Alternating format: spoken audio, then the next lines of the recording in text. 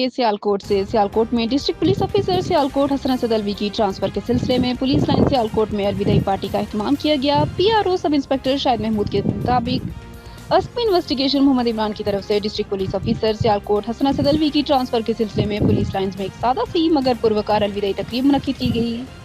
तकरीब में जिला भर के एसडीपीओ, एसएचओ साहिबान और incharge branches, DPO office, traffic और लीड स्टाफ के अफसरान ने भी शिरकत की। इस मौका पर एसपी इन्वेस्टिगेशन मोहम्मद इमरान साहब ने district police officer Hasan Asad Alvi की जानिब से महकमा पुलिस में खिदमत और उनकी कारकर्दगी को सराहते हुए नेक ख्वाहिशात का इजहार किया।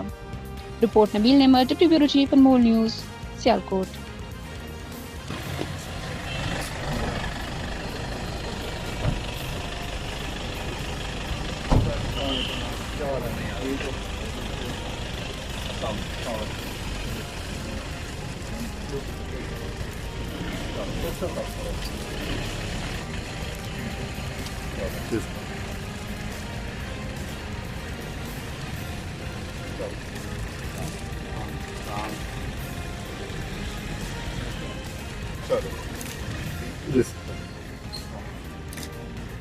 This.